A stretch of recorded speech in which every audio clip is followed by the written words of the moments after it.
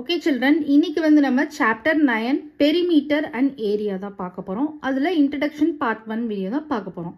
So area அப்படின்றது நீங்கள் நிறையா படிச்சிருப்பீங்க. ஏரியா ஆஃப் ஸ்கொயர் படிச்சிருப்பீங்க, ஏரியா ஆஃப் ரெக்டாங்கிள் படிச்சிருப்பீங்க, ஏரியா ஆஃப் ட்ரையாங்கிள் படிச்சிருப்பீங்க, அந்த மாதிரி நிறையா படிச்சிருப்பீங்க. அதே மாதிரி பெரிமீட்டர் அப்படின்ற கான்செப்டுமே நீங்கள் கிளாஸ் 6ல் நிறையா படிச்சிருப்பீங்க. What is perimeter? இப்போ இந்த பேரலோகிராம் இருக்குது. இந்த பேரலோகிராமோட பெரிமீட்டர் அப்படின்னா நம்ம என்ன சொல்லணும்? Sum of the length of all the sides. Sum of the length of all the sides. அதுதான் பெரிமீட்டர். ஏரியா அப்படின்னு பார்க்குறப்போ இன்சைடில் இருக்கிற ஸ்பேஸை தான் நம்ம ஏரியா அப்படின்னு சொல்லுவோம். ஓகேவா? இப்போ வந்து நம்ம ஏரியா ஆஃப் பேரலோகிராம் பார்க்க போகிறோம். ஸோ ஏரியா ஆஃப் பேரலோகிராமோட ஃபார்முலா வந்து எப்படி வந்து வருது? ஏரியா ஆஃப் பேரலோகிராமோட ஃபார்முலா வந்து ஏரியா ஆஃப் ரெக்டாங்கிளோட ஃபார்முலாலேருந்து எப்படி வருது அப்படின்றத இந்த வீடியோவில் வந்து நீங்கள் பார்க்க போகிறீங்க. இப்போ ஃபர்ஸ்ட் வந்து பார்த்தீங்கன்னா இதுதான் நமக்கு பேரலோகிராம். ஓகேவா? இப்போ இந்த பேரலோகிராமோட பேஸ் அப்படின்னு சொன்னோம்னா இதுதான் நமக்கு பேஸ். இந்த லென்த் இருக்குல்ல, இதுதான் நமக்கு பேஸ். ஹைட் அப்படின்னு பார்க்குறப்போ பேரலோகிராமோட ஹைட் அப்படின்னு பார்க்குறப்போ இந்த வேர்டெக்ஸில் இருந்து ஆப்போசிட் சைடில் நம்ம ஒரு லைன் ஜாயின் பண்ணணும். ஸோ இதுதான் நமக்கு வந்து ஹைட்.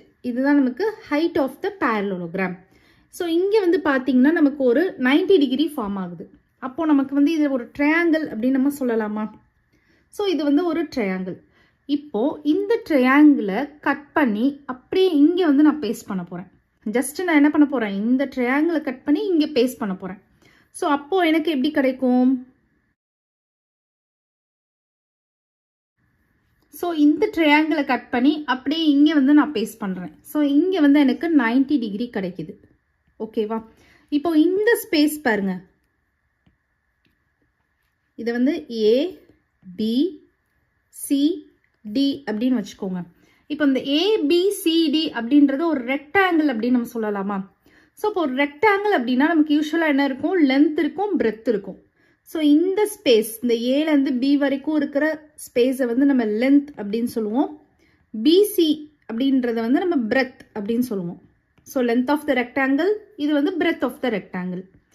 இப்போ வந்து நமக்கு ஜஸ்ட் இதை கட் பண்ணி இங்கே பேஸ்ட் பண்ணுறோம். அப்போது ஏரியா ஆஃப் த பேரலோகிராம் அப்படின்றது ஏரியா ஆஃப் த ரெக்டாங்கிளுக்கு ஈக்குவல் ஆகுமா? அண்டர்ஸ்டாண்ட் ஆகுதா? ஏன்னா நமக்கு வந்து இது ஒரு ரெக்டாங்கிள் ஆயிடுச்சு. It becomes rectangle. நம்ம இதை வந்து இங்கே பேஸ்ட் பண்ணுறப்ப இந்த ஸ்பேஸ் வந்து நமக்கு ரெக்டாங்கிள் ஆயிடுது. ஜஸ்ட் இதை கட் பண்ணி அப்படியே தான் இங்கே பேஸ்ட் பண்ணியிருக்கிறோம். அந்த ஏரியாவில் எந்த டிஃப்ரென்ஸும் இருக்காது. அப்போது இந்த ஏரியா ஆஃப் த பேரலோகிராம் அப்படின்றது வந்து is equal to area of rectangle ஆயிரும். Area of rectangle. ஓகேவா?